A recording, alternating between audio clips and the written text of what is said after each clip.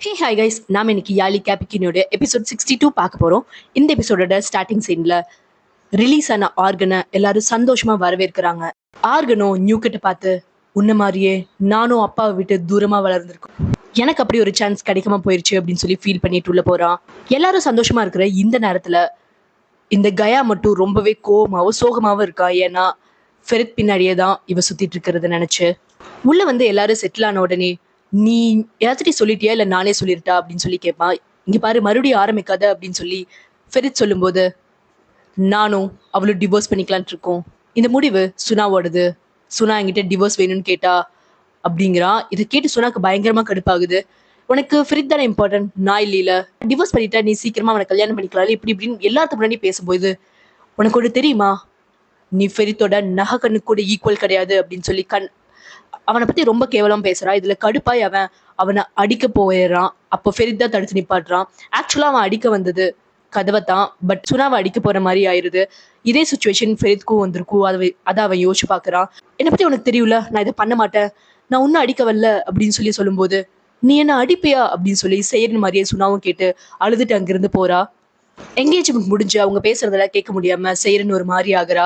அவ தனியா ரூமுக்கு போய் அவங்க அக்கா கூப்பிடலான்னு ட்ரை பண்ணுவா. பட் அவ எடுக்கவே மாட்டா. சரி ஓகே, நான் லாட்டிஃப் ட்ரை பண்றேன் அப்படின்னு சொல்லி லாட்டிஃப் கூப்பிட்டா.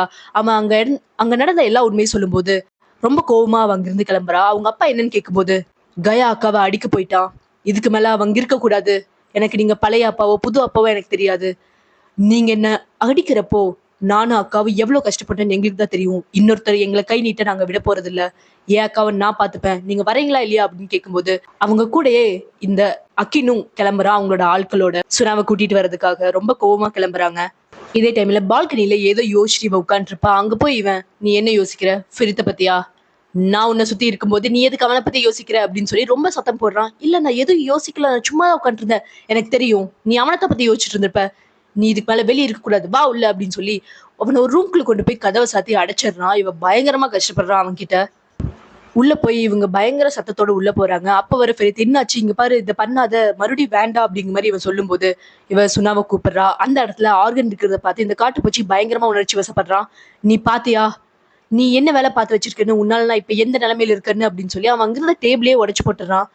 நான் உனக்கு பண்ணதுக்காக நிறைய அனுபவிச்சுட்டேன் அப்படின்னு பேசிட்டு இருக்கும் போதே, போதும் அப்படின்னு தாத்தா வந்து சத்தம் போடுறாரு. உங்க பேச்சை கேட்கறதுக்காக நாங்க இங்க வரல, நான் சுனாவை கூட்டிட்டு போக வந்திருக்கேன், சுனா வா போலாம், இதுக்கு மேல நீ இங்க இருக்க வேண்டாம் அப்படின்னு சொல்லும்போது சுனாக்கு ரொம்ப நல்லா தெரியுது அவங்க அப்பா இப்ப வரைக்கும் மாறல அப்படின்னு. இல்ல, நீங்க எதுக்காக இங்க வந்தீங்க, நான் உங்களை வர சொன்னனா, இதான் என் வீடு, தாத்தா ப்ளீஸ் என்னை இங்கிருந்து அனுப்பிடாதீங்க, நான் இங்கிருந்து எங்கேயும் போக மாட்டேன் அப்படின்னு சொல்லி அழுது ஒரு மாதிரி ஆகுறா. அப்ப கயா வந்து, நானும் அவளும் ஹஸ்பண்ட் அண்ட் ஒய்ஃப், இது நாங்க எடுக்க வேண்டிய முடிவு, எங்க குடும்ப விஷயத்துல நீங்க யாரும் தலையிடாதீங்க அப்படின்னு சொல்றப்போ, இதெல்லாம் வேஸ்ட் ஆஃப் டைம், எல்லாரும் அவங்கவுங்க வேலையை பாருங்க அப்படின்னு சொல்லிட்டு தாத்தா மேல போயிடுறாரு. அக்கா ப்ளீஸ் தயவு செஞ்சு வா அப்படின்னு சொல்லி கூப்பிடும்போது, நீ நினைக்கிறியா அப்பா மாறிட்டாருன்னு, அவர் நடந்துக்கிற விதத்தை தான் மாத்திருக்காரு, அப்பா எந்த விதத்துலயும் மாறல, எதுவும் மாறல, உன்ன மாதிரி நானும் ஏமாற விரும்பலன்னு சொல்லும்போது அவங்க அப்பா, இதுக்கு மேல எனக்கு ஒரே ஒரு பொண்ணுதான், வா போலாம் அப்படின்னு சொல்லி செய்யறன்னு கூட்டிட்டு போறாரு. பின்னாடியே இவன் பேசிட்டு போகும்போது அந்த இடத்துல அக்கின் நிக்கிறத பாக்குறான். பயங்கரமா கோவம் வருது அவனுக்கு. அவன் எதுக்கு இங்க வந்திருக்கான், எதுக்கு இப்படி ஆளுங்களை கூட்டிட்டு வந்திருக்கீங்க அப்படி இப்படி சத்தம் போடும்போது, காட்டுப்பூச்சி கோவத்துல, நீ என்ன நினைச்ச, அவங்க ரெண்டு பேருக்கு என்கேஜ்மெண்ட் ஆயிடுச்சு, நீ எப்ப இவ்வளவு டிவோர்ஸ் பண்றியோ அடுத்த செகண்டே கல்யாணம் ஆயிரும், அதனாலதான் அவன் வந்திருக்கான் அப்படின்னு சொல்லி உண்மையை சொல்லும் போது அவன் கோவம் வந்து அங்க இருக்கிற எல்லாத்துக்கும் ஆர்டர் கொடுத்துடுறான். உடனே அக்கினா மடக்கி பிடிச்சிடுறான். அக்கினோட ஆளுங்களை எல்லாத்தையும் இவங்க எல்லாரும் கன் பாயிண்ட்ல வச்சிருக்காங்க. இவன் காட்டுப்பூச்சி தள்ளி விட்டுட்டு கன் எடுத்துட்டு வந்து, இதுக்கு மேல செய்றன் இங்கதான் இருப்பா, நீங்க எல்லாரும் போறதுனா கிளம்பிக்கோங்க, ஆனா செய்றன் வரமாட்டா, அவன் ஏன் ஒய்ஃப் யாரை கல்யாணம் பண்ண மாட்டா அப்படின்னு சொல்லிட்டு அவன் அங்கிருந்து தூக்கிட்டு வரா. அக்கினோ அவங்களோட ஆளுங்களும் வேற வழி இல்லாம ரொம்பவே கடுப்போட அங்கிருந்து கிளம்புறாங்க. இவன் செய்யறன்னு மேல கூட்டிட்டு வந்து மிரட்டுறான், சத்தம் போடுறான், கெஞ்சுறான், நிறைய விதங்களை கேட்றான். எனக்கு தெரியும் நீ என்ன மட்டும்தான் லவ் பண்றேன்னு, ஏதோ ஒரு காரணம் இருக்கு, என்ன காரணம் சொல்லு சொல்லுன்னு ரொம்பவே டார்ச்சர் பண்றான். நான் நான் அக்கினை லவ் பண்றேன், அதனாலதான் அப்படின்னு சொல்லிட்டு இவ கதறி அழுகிறா.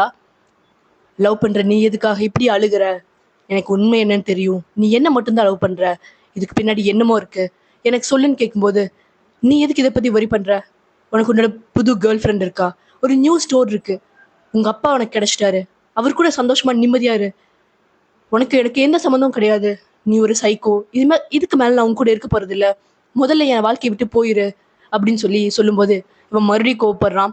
கோவப்பட்டு வேற வழியே இல்லை, நீ சொல்லிதான் ஆகணும் அப்படிங்கிற சுச்சுவேஷன்ல உன் அப்பாக்காக தான் அந்த ஓகேஷ் என்ன ரொம்பவே கொடுமைப்படுத்தினா, நான் மட்டும் இதுக்கு ஒத்துக்கல, என்கேஜ்மெண்ட் பண்ணல, கல்யாணம் பண்ணலைன்னா அவன் உங்க அப்பாவை கொன்னுடுவான், எனக்கு வேற வழி தெரியல அப்படின்னு சொல்லிட்டு இவன் பயங்கரமா கதறி எழுங்கும்போது, நீ தைரியமாரு, இதுக்கு மேல எதுவும் நடக்காது, நீ இந்த ரூம் விட்டு எங்கேயும் போக கூடாது, நான் எல்லாத்தையும் சரி பண்றேன், நீ எங்கேயும் போக வேண்டாம், நான் எல்லாத்தையும் பாத்துக்கிறேன்னு சொல்லிட்டு அவளை நார்மல் பண்ணிட்டு கீழே கூட்டிட்டு போறான். அங்க எல்லாத்துக்கு முன்னாடியும் இவ அப்பாக்காக தான் இந்த முடிவு பண்ணா அப்படின்னு சொல்லி எல்லாத்தையும் சொல்லும்போது ஆர்கன் பயங்கரமா கதறி எழுகுறான். அப்பா அவன் ரொம்பவே மோசமானவன், அவன் என்ன வேணாலும் பண்ணுவான், எனக்கு ரொம்ப பயமா இருக்குன்னு சொல்லி கதறி எழுகும்போது அந்த ஜியா, தேஷ்முக் அண்ட் தாத்தா, ஃபெரித் எல்லாரும் ரூம்ல போய் மீட் பண்றாங்க. அவனோட ஆளுங்களை ஒட்டு மொத்தமா புடிங்க, நம்ம சீக்கிரமா அவன் யாருன்னு தெரிஞ்சுக்கணும் அப்படின்னு தாத்தா சொல்றாரு. ஆக்சுவலா அந்த போட்டோ காட்டி கூட தாத்தாக்கு அது யாருன்னு தெரியல. அப்பதான் கண்டிப்பா ஹட்டிக்கு இதை பத்தி தெரிஞ்சிருக்கும், நம்ம போய் பாட்டி பார்க்கலாம்னு சொல்லும்போது ஃபெரித் முடியாது, இந்த வீட்டை விட்டு யாரும் வெளியே போக கூடாது, நான் உங்க பேரன்ல, உங்களுக்கு அப்புறம் இது எல்லாத்தையும் பார்த்துக்க போறது நான் தானே, நான் போய் பாட்டி கூட்டிட்டு வரேன் அப்படின்னு சொல்லிட்டு அவன் வீட்டுக்கு போறான். இவன் கரெக்டா வீட்டுல இருந்து கிளம்புற நேரத்துல அப்பதான் இவங்க வீட்டுக்கு ரீச் ஆகுறாங்க. இதை தெரிஞ்சு அவன் ரொம்ப கடுப்பாயி அக்கின் அடிச்சு, நான் இதுக்கு மேல பாத்துக்கிறேன் அப்படின்னு சொல்லி அக்கின் அவனோட அங்குளும் வீட்டுல இருந்து கிளம்புறாங்க. காட்டுப்பூச்சி வீட்டுல இருக்கான். இவங்க நேரம் அவங்களோட மேன்ஷனுக்குள்ள போகும்போது அவங்களோட ஆளுங்க உள்ள இருக்கிற ஆளுங்கத்தையும் அடிச்சு போட்டு அந்த மேன்ஷனை ஃபுல்லா இவங்க கேப்சர் பண்றாங்க. பாட்டி இந்த காட்டுப்பூச்சி பயங்கரமா சத்தம் போடுறான், நீ எதுக்குடா இங்க வந்தா, என் பொண்ணு எங்க அப்படி இப்படின்னு கேட்கும்போது, இப்போ உங்க பொண்ணு வரமாட்டா, எனக்கு இன்னொரு பொண்ணும் தேவைப்படுது அப்படின்னு சொல்லி பாட்டி கூப்பிடுவா. நீ என்ன தைரியம் இருந்தா என்ன கூப்பிடுவே அப்படின்னு சொல்லி பாட்டி கண்ணத்துல பலார் நடந்ததும், என்ன பண்றது, தாத்தாக்கு பிடிச்ச பொண்ணையெல்லாம் தூக்கிட்டு போறது என் வேலையா போச்சு அப்படின்னு சொல்லிட்டு தபக்குன்னு பாட்டி தூக்கி கொண்டு போயிடுறான். இதை பார்த்து காட்டுப்பூச்சி அந்த இடத்துல மயக்கம் போட்டு விழுக, காருக்குள்ள போய் இவன் தர்மாடி வாங்குறான். பாட்டி மிதிச்சு எடுக்கிறாங்க. தயோ பாட்டி கொஞ்சம் சொல்றத கேளுங்க, என் அப்பாவை கொன்றுவேன் அப்படின்னு சொன்னதுனாலதான் சைரன் இதெல்லாம் பண்ணிட்டு இருந்திருக்கா அப்படின்னு சொன்னப்ப இந்த பாட்டி நார்மல் ஆகுறாங்க. நீ என்னடா சொல்ற அப்படின்னு கேட்பாங்க. தாத்தாக்கு அவன் யாருன்னே தெரியல, உங்களுக்கு தான் தெரியும், நீங்க தான் சொல்லணும் அப்படின்னு சொன்னதுமே, சரி வா, வேற வழி இல்ல, வா போலாம், தூக்கிட்டு வந்துட்டியாச்சே அப்படின்னு சொல்லி பாட்டி கோவப்படும் போது, கவலைப்படாதீங்க, உங்களோட டவுரி எல்லாத்தையும் நான் அடுத்த வாரம் வந்து பிக்கப் பண்ணிக்கிறேன்னு சொல்லும் போது எச்சா ஒரு 4 மிதியை போட்டு கூட்டிட்டு போறாங்க. இந்த நேரத்துல அக்கின், அவனோட ஆளுங்க, அந்த அங்கிள், இவங்க எல்லாரையுமே பிடிக்கிற வேலையில பாத்துட்டு இருக்காங்க.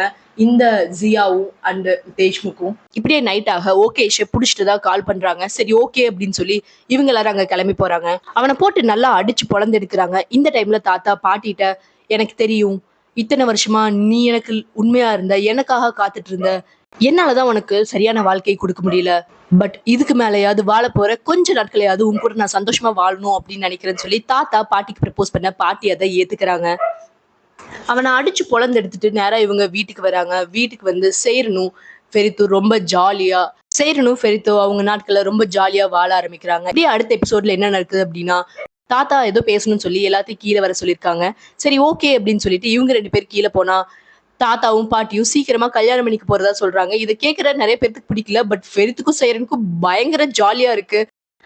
இளம் ஜோடிகளுக்கு கல்யாணமா, நம்பவே முடியலையே, இந்த கல்யாணத்தை நான் தான் நடத்தி வைப்பேன் அப்படின்னு சொல்லி ரொம்பவே சந்தோஷப்படுறான். அப்பா பாட்டி, கல்யாணம் ஆகிற வரைக்கும் நான் இதே வீட்லயே இருக்க முடியாது, நான் ஏன் வீட்டுக்கு போறேன், நீ அங்க வந்து பொண்ணு கேளு அப்படின்னு சொல்றாரு.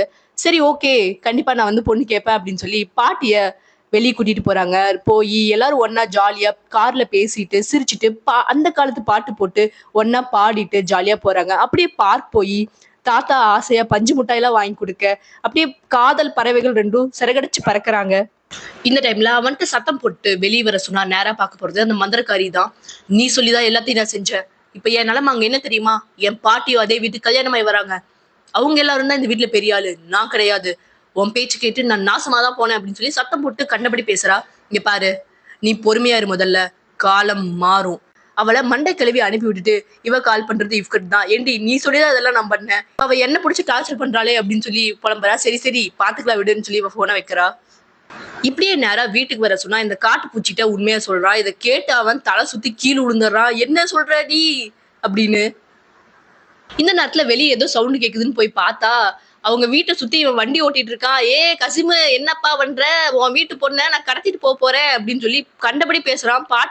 பாட்டிய கார்ல வச்சுட்டு சுத்தோன்னு சுத்துறான். இதை பாக்குற கசிமுக்கு தான் களை சுத்துது. டேய், அவங்க 70 வயசு பாட்டிடா, ஏதாவது பண்ணி விட்றா, இறக்கி விட்றா அப்படின்னு சொல்லி பேசும்போது, சரி இந்தா உன்னோட அக்காவை நீயே வச்சுக்க, ஆனா ரொம்ப நாளைக்கு கிடையாது, நாளைக்கு காலையில நாங்க பொண்ணு கேட்டு வருவோம், இனிமேல் செய்யறேன்னு ஏன் கூட தான் இருப்பா, நாளைக்கு காலையில உன் வீட்டுல இருக்கிற பொண்ணே நாங்க தூக்கிட்டு போயிருவோம், ஞாபகத்துல வச்சுக்க, எனக்கு பிளாக் டீ போட்டு வை அப்படின்னு சொல்லிட்டு மிரட்டிட்டு அவன் அங்கிருந்து போறான். இதெல்லாம் கேட்க கேட்க அவனுக்கு இன்னும் தலை சுத்துது. உள்ள போய் பாட்டி கண்டபடி திட்டுறான்.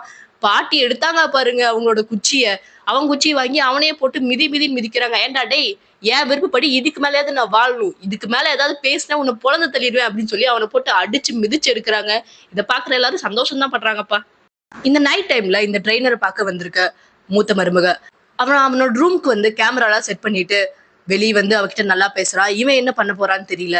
இந்த விஷக்கிருமி வேற அவனுக்கு தெரியாம கயாக்கு மெசேஜ் அனுப்புறா. இவன் என்ன பண்ண போறாளோ. தாத்தா ரொம்ப சந்தோஷமா வீட்டுக்கு வந்து நாளைக்கு பொண்ணு கேட்கறதுக்காக நம்ம எல்லாரும் போக போறோம், ரெடியா இருங்க அப்படின்னு சொல்லிட்டு போறாரு. ஃபெரித் பயங்கர குஷியில இருக்கான். அவன் நினைச்சது எல்லாமே நடக்க ரொம்ப சந்தோஷமா 2 பேரும் பாட்டு பாடி டான்ஸ் ஆடி அவங்களோட டைமை ரொம்ப அழகா ஸ்பெண்ட் பண்றாங்க.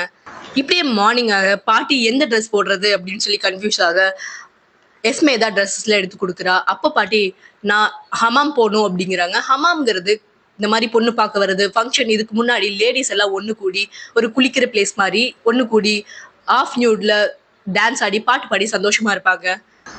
இதை இந்த காட்டுப்பூச்சிட்டு சொன்னப்ப, டேய் அவ 70 வயசு பாட்டி, நீங்க 2 பேரும் என்ன பேசுறீங்க அப்படின்னு கேட்கும்போது, இதை ஆசைப்படுறதே அவங்க தான், நாங்க கிளம்புறோம்னு சொல்றான். இவன் என்ன பண்றது தெரியாம அவன் கடுப்பையில கோழி கிட்ட காட்டிட்டு இருக்கான். காதல் பறவைகள் 2 பேரும் டிரைவிங் ஒன்னா பழகிட்டு இருக்காங்க. இதே நேரத்துல செர்தார் கிட்ட தான் இவ இருக்கான்னு நினைச்சு வந்து பார்த்தா அவ கரெக்டா அங்கிருந்து எஸ்கேப் ஆயிருக்கா. செர்தாருமே இவன் எங்கன்னு தெரியாம தேடிட்டு இருக்கான். பட் இவ போயிருக்கிறது கயா கிட்ட. கயா தான் இப்ப இவளை பத்திரமா பாத்துட்டு இருக்கான். சரி நான் கிளம்புறேன் அப்படின்னு சொல்லி அவன் சொல்லும் போது, நம்ம கொஞ்சம் ட்ரிங்க் பண்ணிட்டு போலாமே அப்படின்னு சொல்லி சொல்றா. பயவுல இவனுக்கு அடுத்து வளவிரிக்க ஆரம்பிக்கிறா. இந்த நேரத்துல ஆர்கன் கிட்ட அமெரிக்கா போற நியூகட் பேசிட்டு இருக்கா. இவன் என்ன சொல்றா அப்படின்னா, நான் போயிட்டேன்னா என் பையனை நீங்க தான் ஒரு அப்பாங்கிற முறையில பத்திரமா பாத்துக்கணும்னு சொல்லிடுறா. சரி ஓகேன்னு அவன் சொல்றப்போ, நியூகட் மேலையும் தேஷ்முக் மேலையும் ஒரு கண் இருக்கட்டும், அவங்க 2 பேரும் நடந்துக்கிறது சரியில்லை அப்படின்னு சொல்லி வார்ன் பண்ணிட்டு அவங்க இருந்து போறா. ஹமாம்ல பொண்ணுங்கள்ல ஒண்ணு கூட இளம் பறவைகளுக்காக அங்க இருக்கிற எல்லாரும் சந்தோஷமா டான்ஸ் ஆடி பாட்டு பாடி ரொம்ப ஜாலியா என்ஜாய் பண்ணிட்டு இருக்காங்க, இன்க்ளூடிங் பாட்டி கூட. இப்படியே நைட் ஆக எல்லாரும் கசின் வீட்டுக்கு போறாங்க. ரோட்ல நின்று தாளம்லாம் கிளியுது. அந்த அளவுக்கு மியூசிக் போட பெரிய டான்ஸ் ஆடுறான். தாத்தா நீங்களும் ஆடுங்க, உங்களுக்கு தானே என்கேஜ்மெண்ட் அப்படின்னு சொன்னப்போ அவர் கொஞ்சம் வெக்கப்படுறாரு. பட் இருந்தாலும் டான்ஸ் ஆட ஆரம்பிச்சிடுறாரு. அங்க இருக்கிற எல்லாத்துக்கும் பயங்கர சிரிப்பா இருக்கு. உள்ள போய் பேச ஆரம்பிக்கிறாங்க. தாத்தா சைட் பெரியவங்களா பேசுறது ஃபெரித் தான்.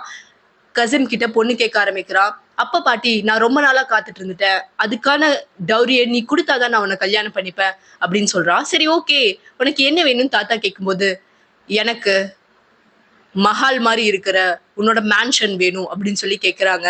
இதை கேட்டு அங்க இருக்கிற எல்லாருக்குமே ஷாக் ஆகுது. நீங்க சொல்றது உண்மையா அப்படின்னு சொல்லி கேட்கும்போது, தாத்தா ஃபெரித் காதுல ஒண்ணு சொல்ல, தாத்தாக்கு சொந்தமானது எல்லாம் உங்களுக்கு தான், அந்த மேன்ஷன் உங்களுக்கு தான் அப்படின்னு சொல்லிடுறாங்க. இதை கேட்டு அங்க இருக்கிறவங்களுக்கு ஷாக். பாட்டி ரொம்பவே சந்தோஷப்படுறாங்க. நீங்க கேட்டதெல்லாம் நாங்க கொடுக்குறோன்னு சொல்லிட்டோம், இதுக்கு மேல பொண்ணு வீட்டுக்காரங்க தான் பதில் சொல்லணும். கசிம் நீங்க என்ன சொல்றீங்க அப்படிங்கிறப்ப அவன் சீனை போட்டு சரி சரி கொடுக்குறேன் அப்படின்னு சொல்லிடுறான். இந்த டைம்ல அகின் அவங்க அம்மா கூட மோசமான நிலைமையில் இருக்கிற அவனோட அங்கிளை பார்க்க போறாங்க. அகினை அனுப்பிச்சுட்டு, நீ எல்லாம் ஒரு ஆம்பளையாடா, ஒரு வேலையை கூட உருப்படியா முடிக்க முடியல, இதுக்கு மேல நீ உயிரோடு இருக்க வேண்டிய அவசியம் இல்லை அப்படின்னு சொல்லி அந்த கிழவி அவங்க அண்ணனையே போட்டு தள்ளிருச்சு. இதுக்கு மேல இந்த கிழவி என்ன பண்ண போதோ தெரியல. இதுக்கப்புறம் பாட்டிக்கும் தாத்தாக்கும் ரொம்ப அழகா நல்லபடியான என்கேஜ்மெண்ட் நடக்க அங்க இருக்கிற எல்லாரும் அதை பார்த்து சந்தோஷப்படுறாங்க. இப்படியே அந்த எபிசோட் முடியாது. நெக்ஸ்ட் எபிசோட்ல என்ன நடக்குதுன்னு பார்க்கலாம். தேங்க்ஸ் ஃபார் வாட்சிங் ஃப்ரெண்ட்ஸ். Bye by.